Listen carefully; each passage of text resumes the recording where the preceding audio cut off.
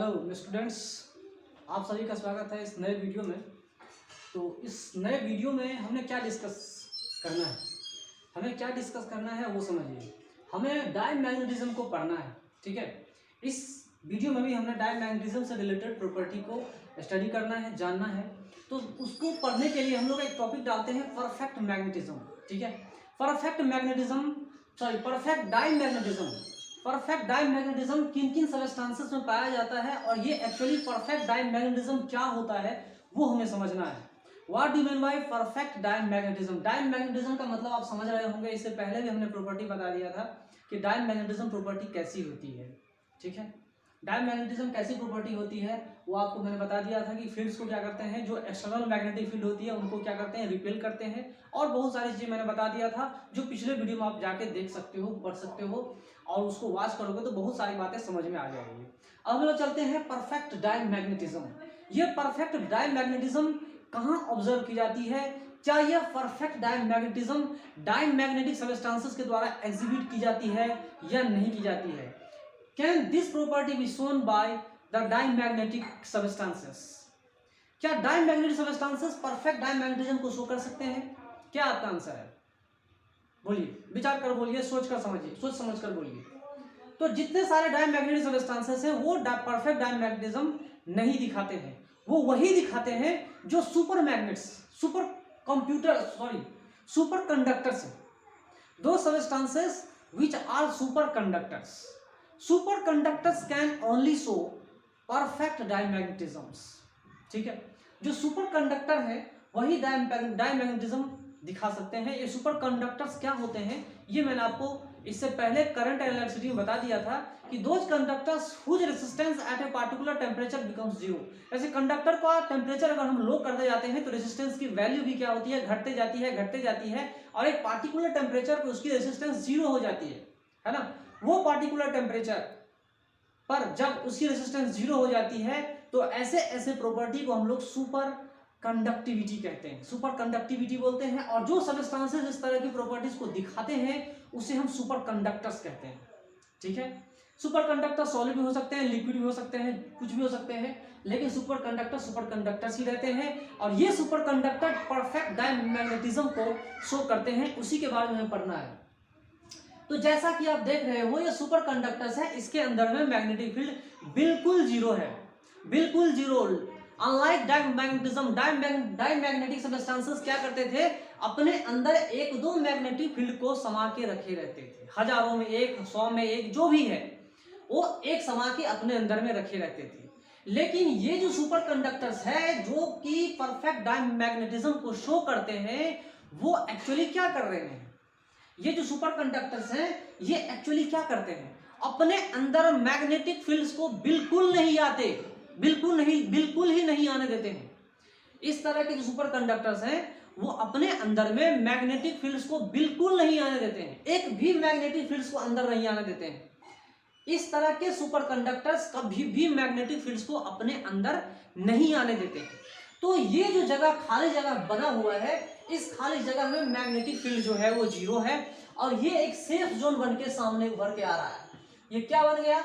Safe zone. ये safe zone, ये जो खाली जगह बन गया ये सेफ जोन बन के आ गया है। सेफ जोन का मतलब ये है कि इस जगह पे, इस रीजन पे, इस जोन में, इस पार्टिकुलर प्लेस में, इस पार्टिकुलर रीजन में क्या हो रहा है, मैग्नेटिक फील्ड कुछ भी नहीं घुस रहा है। मैग्नेटिक फील्ड घुसने की क्षमता ही नहीं रखता, मैग्नेटिक फील्ड घुस ही नहीं रहा है। ऐसे सबस्टांसेस को हम लोग सुपर कंडक्टर्स बोलते हैं और ये सुपर कंडक्टर्स परफेक्ट डायमैग्नेटिज्म को दिखाती है, ठीक है। परफेक्ट डायमैग्नेटिज्म क्या होती है समझिए बात को। डायमैग्नेटिज्म एक ऐसी प्रॉपर्टी है जिसके वजह से हजारों या 100 में से एक मैग्नेटिक फील्ड उसके अंदर में घुसती है, बाद बाकी बाहर रहती है। एक्चुअली डायमैग्नेटिक सबस्टांसेस एक्सक्लूड करती है मैग्नेटिक फील्ड्स को एक्सक्लूड करती है और हल्का फुल्का एक दो को आने देती है, बात को याद रखिएगा। लेकिन परफेक्ट डायमैग्नेटिज्म में क्या होती है कि बिल्कुल ही नहीं आने देती है मैग्नेटिक फील्ड्स को अपने अंदर में। ये परफेक्ट डायमैग्नेटिक सबस्टांसेस जो भी हैं, ये परफेक्ट डायमैग्नेटिक सबस्टांसेस को हम सुपर कंडक्टर्स कह सकते हैं। परफेक्ट डायमैग्नेटिक सब्सटेंसेस को आप लोग क्या कह सकते हैं, सुपर कंडक्टर्स के नाम से भी जान सकते हैं। ये सुपर कंडक्टर्स या ये परफेक्ट डायमैग्नेटिक सब्सटेंसेस अपने अंदर में मैग्नेटिक फील्ड को थोड़ा भी नहीं घुसने देते, थोड़ा भी नहीं आने देते, और जब नहीं आने देंगे तो फिर क्या होगा, इनका एक नाम हो जाएगा, क्या नाम हो जाएगा, सुपर कंडक्टर्स। तो इसके बीच में जो भी हम सब्सटेंस रखेंगे, रिस्ट वॉच रखेंगे, कुछ भी रखेंगे, वो सेफ रहता है। किससे सेफ रहता है, तो मैग्नेटिक फील्ड से सेफ रहता है, याद रखिएगा। वैसे तो जितने सारे डायमैग्नेटिक सब्सटेंसेस है वो सब भी सेफ कर सकते हैं, लेकिन जो ये perfect diamagnetic substances super conductors हैं, ये पूरी तरह से सेफ करके रखते हैं, क्योंकि बिल्कुल ही नहीं अपने अंदर में मैग्नेटिक फील्ड लाइंस को घुसने देते हैं, मतलब मैग्नेटिक फील्ड को घुसने देते हैं। इस बात को आप लोग समझिएगा, याद रखिएगा, यही इसमें असली कहानी है, ठीक है। तो अभी हम लोग पढ़ रहे हैं डायमैग्नेटिज्म, ठीक है। डायमैग्नेटिज्म में ही एक टॉपिक था परफेक्ट डायमैग्नेटिज्म, जिसको हमने एक्सप्लेन किया है, आपको समझाया है, ठीक है। तो इसको एक्सप्लेन कौन किया था, इसको एक्सप्लेन कौन किया था, किसने किया था, कब किया था, उसकी हिस्ट्री को हम लोग समझते हैं। जानिए 1933 में जब हमारा देश आजाद भी नहीं हुआ था, इन 1933 मेसनेर एंड ऑकनेफील्ड ने खोजा था इसको 1933 में, तो जिसके वजह से इस इफेक्ट का नाम पड़ा मेसनर इफेक्ट। इनके नाम से ज्यादा नहीं प्रेजेंट हुआ है, इन्होंने शायद ज्यादा कंट्रीब्यूशन दिया होगा, इसलिए इसके नाम पे, इनके नाम पे मेसनर इफेक्ट रखा गया है। बशर्ते उन्होंने भी बताया था, उन्होंने भी शोध किया था 1933 में, उन्होंने भी कंट्रीब्यूशन दिया था। उन्होंने क्या कहा था कि किसी भी सुपर कंडक्टर्स के अंदर में magnetic field, net magnetic field जो होती है वो जीरो होती है। अगर वो जीरो है तो ये फॉर्मूला देखिए, mu naught H plus I that is equal to 0, I is equal to minus H, I is equal to minus H, मतलब यहाँ पे समझिए intensity of magnetisation is negative of magnetic intensity, just opposite direction में होता है, ये सब हम लोग जानते ही हैं। निगेटिव वैल्यू होती है, ये भी हम लोग जानते हैं, लेकिन मैग्नेटिक ससेप्टिलिटी जो यहाँ पर है, मैग्नेटिक ससेप्टिलिटी सुपर कंडक्टर्स के लिए या परफेक्ट डायमैग्नेटिक सब्सटेंसेस के लिए -1 की वैल्यू आ रहा है। और यहाँ पर रिलेटिव परमिएबिलिटी को देखिए, यहाँ पर रिलेटिव परमिएबिलिटी की वैल्यू कितनी हो रही है, that is equal to 1 plus magnetic susceptibility. Magnetic susceptibility, तो मैग्नेटिक ससेप्टिलिटी कितनी है भाई यहाँ पर, -1, तो 1 - 1 इज इक्वल टू 0। इसके वजह से जो रिलेटिव परमिएबिलिटी, याद रखिएगा, relative permeability for a perfect diamagnetic substance is equal to 0, magnetic susceptibility is equal to -1 and I is equal to -H only for the superconductors और perfect diamagnetic substances. इतने सारे चीजों के लिए ये एकदम क्लियर कट बात आपके समझ में आ गई होगी, और उन्होंने खोजा था, बताया था।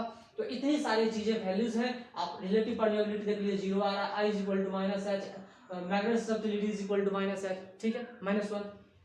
तो इतनी सारी बातें समझ में आ गई आपके, ठीक है।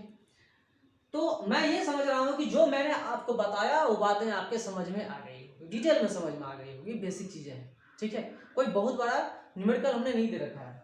चलिए अब क्या है कि कुछ डायमैग्नेटिक सब्सटेंसेस जो हैं उनकी डिफिनेशंस को भी समझिए क्या है। Weekly repelled by the field, weakly repelled by the field, ये जो डायमैग्नेटिक सब्सटेंसेस हैं वो क्या करते हैं, magnetic field, external magnetic field में अगर हम उसको रखते हैं तो रिपेल हो जाते हैं, चाहते ही नहीं है कि उसके अंदर में हम सपोर्ट नहीं करते, अपोज करने लग जाते हैं। तो देखिए weakly repelled by the field, weakly repelled by the magnetising field. Magnetising field मतलब एक्सटर्नल मैग्नेट, अनदर मैग्नेट, ये भी समझ सकते हैं आप, ठीक है। मैग्नेटाइजिंग फील्ड का मतलब क्या होता है कि दूसरे बार मैग्नेट जो प्लेस किए गए हैं उसका मतलब ही मैग्नेटाइजिंग फील्ड है यहाँ पे। Weakly repelled, weakly repelled, strongly repelled नहीं है। डायमैग्नेटिक सब्सटेंसेस का प्रॉपर्टी है ये कि they are weakly repelled by the magnetising field, ठीक है। अब देखिए अगर ये रिपेल हो रहे हैं तो क्या होगा, इनको स्ट्रॉन्गर फील्ड नहीं चाहिए, इनको वीकर फील्ड चाहिए, ठीक है। इस तरह के जो डायमैग्नेटिक सब्सटेंसेस हैं इनको वीकर मैग्नेटिक फील्ड चाहिए, स्ट्रॉन्गर मैग्नेटिक फील्ड नहीं चाहिए। बात समझ में आ रही है। तो चलिए इनको अगर वीकर फील्ड चाहिए तो क्या कहानी है, in non uniform magnetic field, in non uniform magnetic field they move from strong to weak field, they move from stronger to weaker region. मतलब समझिए क्या है कि अगर हमने एक नॉन यूनिफॉर्म मैग्नेटिक फील्ड में रखा, अगर हमने नॉन यूनिफॉर्म मैग्नेटिक फील्ड में किसी भी डायमैग्नेटिक सब्सटेंस को रखते हैं तो क्या कहानी होती है। अगर हमने किसी भी डायमैग्नेटिक सब्सटेंसेस को नॉन यूनिफॉर्म मैग्नेटिक फील्ड में रखेंगे तो नॉन यूनिफॉर्म मैग्नेटिक फील्ड का मतलब समझ में आ रहा होगा कि कहीं पर ज्यादा तो कहीं पर कम उसकी वैल्यू होती है।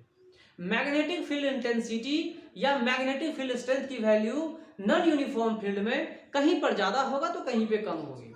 तो अगर हमने उसको इस फील्ड में रखते हैं, नॉन यूनिफॉर्म मैग्नेटिक फील्ड में रखेंगे तो कहानी क्या होगी, they will move from strong to weak field. वो क्या करेंगे, स्ट्रॉन्गर में नहीं रहना चाहेंगे क्योंकि रिपेल हो रहा है, यहाँ पे रिपेल करेंगे। वो लोग चाहेंगे कमजोर से कमजोर फील्ड में जाना। वो उसके कारण मैंने बता दिया था, इंड्यूस डाइपोल मोमेंट होते हैं, अपोज करते हैं, मैग्नेटाइजिंग फील्ड का अपोज करते हैं। तो अपोज करने का मतलब ये है कि वीकर फील्ड में चले जाए स्टेबिलिटी गेन करने के लिए, सीधी सी बात।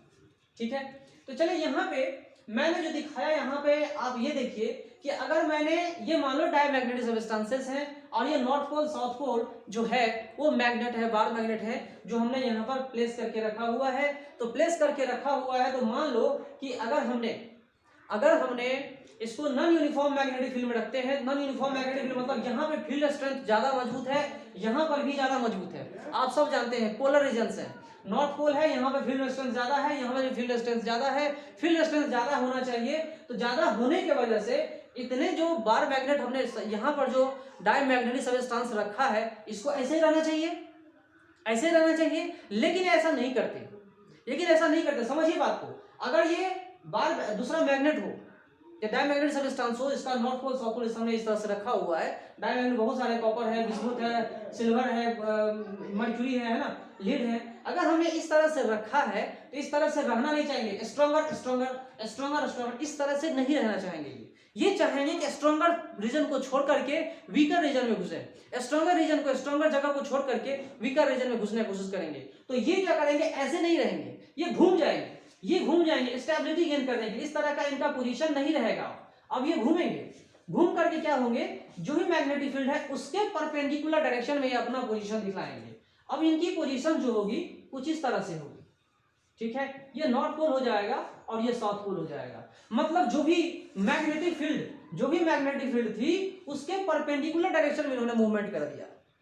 पहले स्ट्रॉन्गर फील्ड में थे, पैरेलली हमने प्लेस किया था, फील्ड सस्पेंड करके रखा हुआ था, तो पैरेलल तो थे लेकिन स्ट्रॉन्गर फील्ड में थे। अब ये वीकर फील्ड में आ गए, वीकर स्ट्रेंथ, अब ये वीक रीजन में आ गए, वीक है, ये भी क्या है, वीक है। अब इधर क्या था, स्ट्रॉन्ग था, इधर क्या था, स्ट्रॉन्ग था। तो स्ट्रॉन्ग रीजन्स को छोड़ के ये वीकर रीजन्स में आते हैं, मूविंग परपेंडिकुलर मूव करते हैं। ये क्या करते हैं, परपेंडिकुलरली मूव करते हैं। तो चलिए इस तरह से हम लोग परपेंडिकुलरली मूव करवा दिया। तो चलिए हमें ये बात समझ में आ गई कि ये परपेंडिकुलरली मूव करते हैं, मतलब क्लियर कट बात है कि ये स्ट्रॉन्गर से वीकर रीजन में जाते हैं। ठीक है, ये इनकी खास प्रॉपर्टी, ये बहुत ही इंपॉर्टेंट खास प्रॉपर्टी है, समझिएगा इस चीज को। ओके, चलिए एक और बात मैं आपको समझाना चाह रहा हूं कि यहाँ पर एक डायमैग्नेटिक लिक्विड हमने एक ट्यूब में रखा है, यू शेप का ट्यूब हमने रख दिया। तो इस ट्यूब में हमने डायमैग्नेटिक सब्सटेंसेस को रख दिया लिक्विड में रख सकते हैं, कोई दिक्कत नहीं है, क्योंकि हमने एग्जांपल बताया। आप देखो यहाँ पर बिस्मुथ है, कॉपर है, सिल्वर है, मर्क्यूरी तो लिक्विड में है, लीड है ना। तो कुछ सब्सटेंसेस, कुछ डायमैग्नेटिक सब्सटेंसेस सॉलिड में है, कुछ डायमैग्नेटिक सब्सटेंसेस लिक्विड फॉर्म में है और कुछ डायमैग्नेटिक सब्सटेंसेस गैसियस फॉर्म में है। इनर्ट गैसेस जो है डायमैग्नेटिक सब्सटेंसेस होते हैं। ठीक है, तो जो भी डायमैग्नेटिक सब्सटेंसेस लिक्विड फॉर्म में हैं उनको हमने यहाँ प्लेस करके रखा, यूट्यूब में हमने प्लेस करके रखा हुआ है, यू शेप का ट्यूब है हमने वहां पे प्लेस करके रखा हुआ है। और यहाँ पर इस फील्ड जो है बना के दिया जा रहा है। ये दो मैग्नेटिक पोल्स जो है यहाँ पर क्या कर रहे हैं, यहाँ पर क्या कर रहे हैं, मैग्नेटिक फील्ड रीजन्स यहाँ पर दे रहे हैं। ठीक है, चलिए तो यहाँ पर जो दे रहे हैं, तो अब ये फील्ड जो मैग्नेटिक फील्ड, मैग्नेटाइजिंग फील्ड जो है, ये मैग्नेटाइजिंग फील्ड क्या करते हैं, क्या करेंगे, इस डायमैग्नेटिक सब्सटेंसेस को, बताइए। अब ये डायमैग्नेटिक सब्सटेंसेस भागना चाहेगा इस रीजन से, स्ट्रॉन्गर फील्ड आ गया और यहाँ क्या कमजोर है, तो क्या करेगा, स्ट्रॉन्गर से क्या करेगा, कमजोर में भागना शुरू कर देगा। समझ में आ रही बात, ये स्ट्रॉन्गर रीजन में हमने इसको रखा तो ये भागना इधर शुरू कर देगा। बात समझ में आ रही है, तब ये भाग करके चले आएंगे इधर। अब ये भागेंगे स्ट्रॉन्गर रीजन को छोड़ करके, ये क्या करेंगे, वीकर रीजन में आएंगे, यहाँ छोड़ करके अभी ऊपर चले जाएंगे। This liquid will fill up the upper space, ये इधर चले जाएंगे। ठीक है, यही एक्सप्लेनेशन मैंने बताया था आपको कि जो भी मैंने बताया था weakly repel by field in non uniform magnetic field they move from stronger to weaker field, है ना, स्ट्रॉन्गर यहां पर था तो स्ट्रॉन्गर छोड़ के वीकर की तरफ आ गया। ठीक है, इस तरह के सबस्टेंसेस को हम लोग क्या बोलते हैं, डायमैग्नेटिक सबस्टेंसेस बोलते हैं। और मैंने आपको क्लियर कर बता दिया है, फिर भी इससे जुड़े कोई भी डाउट होंगे तो आप हम मुझसे पूछ सकते हो। ओके।